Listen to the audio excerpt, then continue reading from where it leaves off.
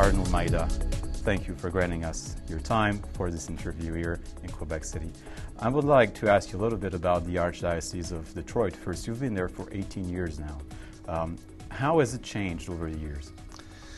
Well, the diocese has changed like the culture and society around us has changed. When I think of 1990, my thoughts automatically go to communism, the walls come tumbling down in Eastern Europe, and it seems like the world changed from that moment. And I think 18 years later, we see what's happened. Being of Polish background, I was very interested in Poland. I made a number of trips to go there yearly to visit the country, and I've seen whole societies change. And so that in the Archdiocese, I think we reflect those realities, because what happens globally happens also locally. And consequently, we've changed with the times.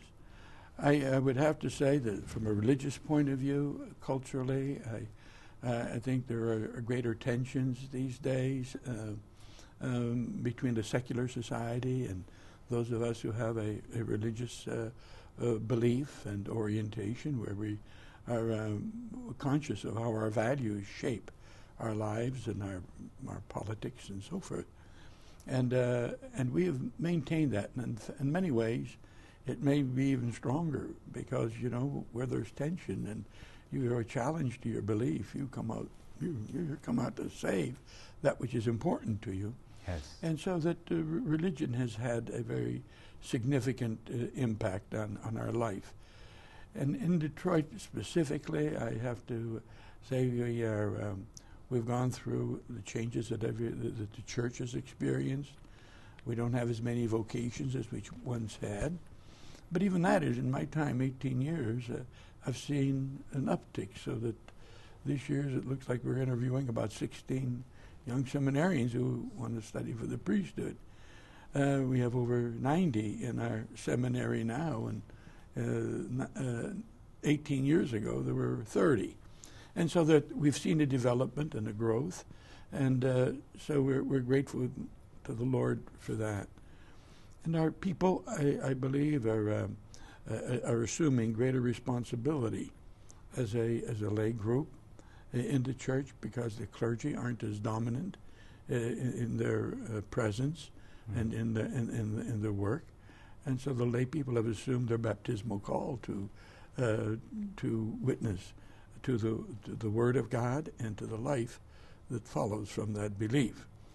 And so it's an exciting time. It's an exciting time, but as I look ahead, a very challenging time too, because maybe the biggest influence, here we are in the media doing this interview, it was a different story 18 years ago. The internet wasn't even operative in those days, and today that's one of our great means of communication. You think it's a challenge the church will be able to face successfully? Oh, I think there's no question about it. It takes us a little while, because these changes come so quickly, so to adapt to them takes time. And you're an institution which is 2,000 years old. We can't move as quickly as the people who do eBay and all these other new things. They come and go, but we're still here. And we're going to be here. All these other influences will be gone, but the church will still be here, so that we need to use all the gifts and the opportunities we have to share our faith, to live our faith, and to explain and try to make our what our Holy Fathers called a civilization of love and a culture of life. Yeah. The United States, to many people around the world, seems to be like the promised land. This is the land of wealth. This is the land of well-being.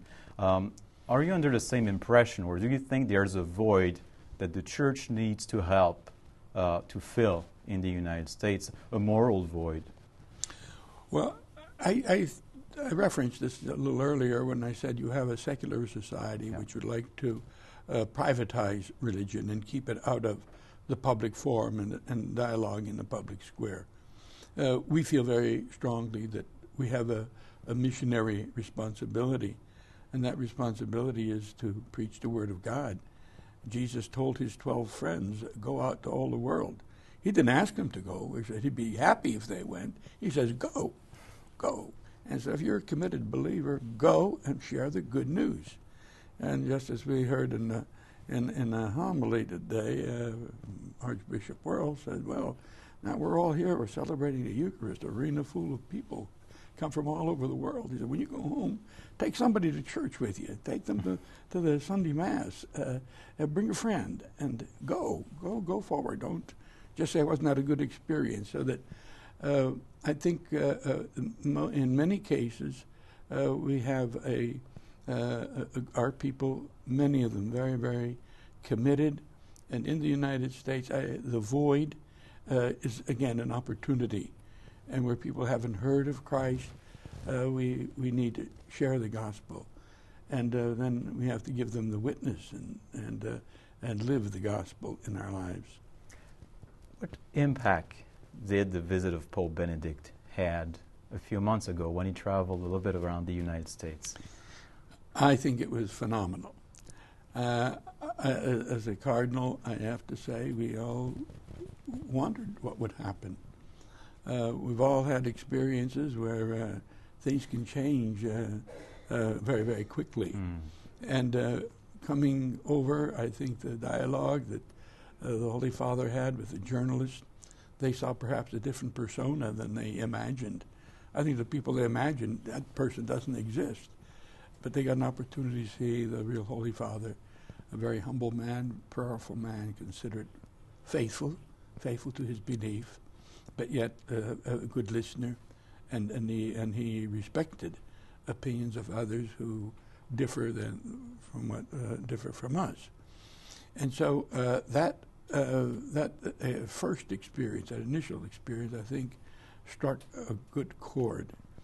And even taking the very, very sad moment in our history of the sex abuse of clergy, of minors by clergy, that is a very shameful episode. What happened, and the victims who suffered. You know, it's a very, very sad experience for them, and many lives were ruined.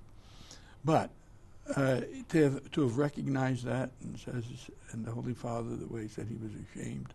Yes. I mean, that word in itself told you here's a man of great compassion and sympathy, and he understands what happened, and he was sorry, deeply sorry, because what he's teaching is totally different from what these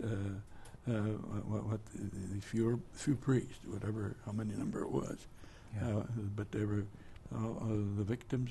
They still have suffered because of those experiences. So for the Holy Father to recognize that and apologize, I think most people at a time will say, he'll say, well, it'll go away in time. Don't worry about that.